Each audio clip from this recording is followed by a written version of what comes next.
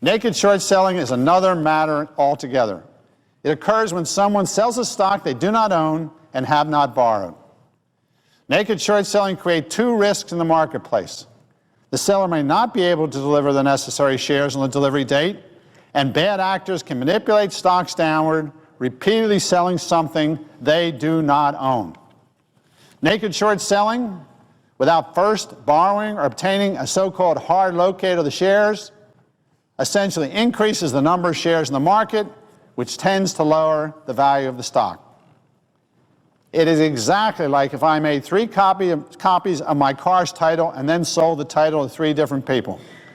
By the time I sold my 3rd title, it would likely be impossible to deliver the car to the 3rd buyer, and its value would also have declined.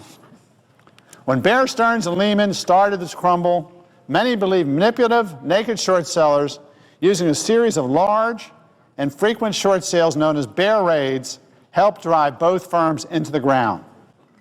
Bear Stearns stock dropped from $57 to $3 in 3 days. Let me repeat. Bear Stearns stock dropped from $57 to $3 in just 3 days.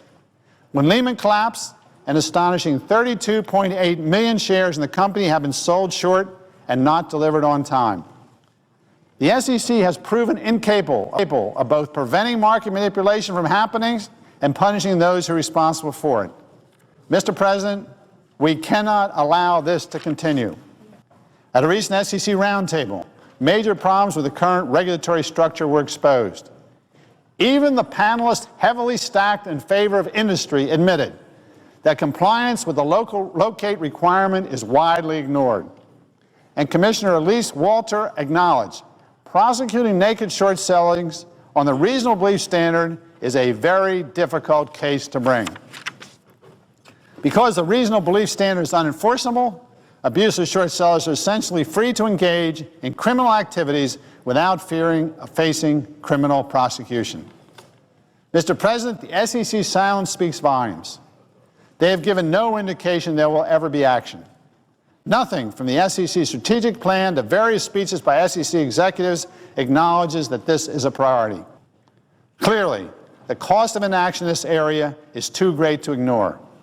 Accordingly, I urge my colleagues to join Senators Isaacson, Tester, Specter, Chambliss, and me as co-sponsors of S-605, which requires the SEC to move quickly to address naked short selling by reinstating the substance of the prior uptick rule and requiring traders to obtain a contractual hard locate before selling short. We need to send a strong message to the SEC that the United States Congress will not tolerate inaction on this critical issue. Naked